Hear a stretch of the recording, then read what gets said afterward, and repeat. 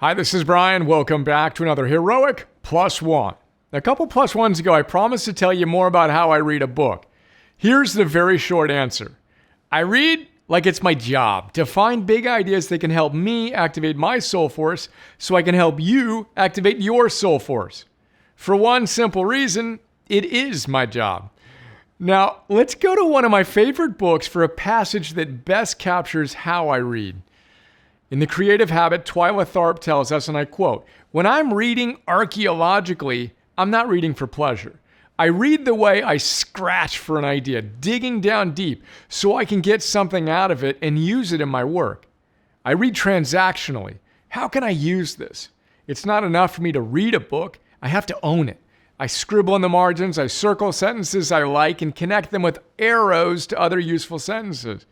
I draw stars and exclamation points on every good page, to the point where the book is almost unreadable. By writing all over the pages, I transform the author's work into my book and mine alone." End quote. Yep, that's pretty much exactly how to do it and how I do it. Carrying on, here are some other things you might find interesting in terms of how I read a book and how I encourage you to consider approaching it as well. First, very importantly, I do not speed read. I read reasonably quickly, 40 to 50 or so pages an hour, depending on the font size and complexity of the subject and all that. But again, I do not speed read.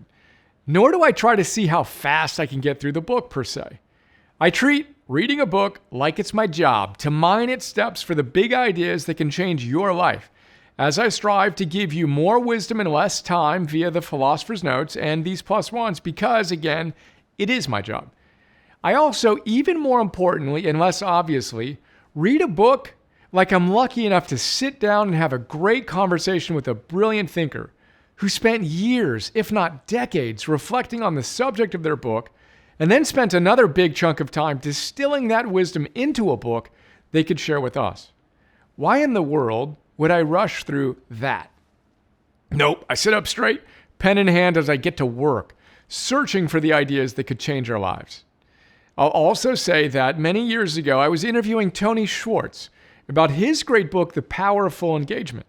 He told me that at the time, he found his brain so full with digital inputs that he had a hard time sitting down and reading more than a page of a book.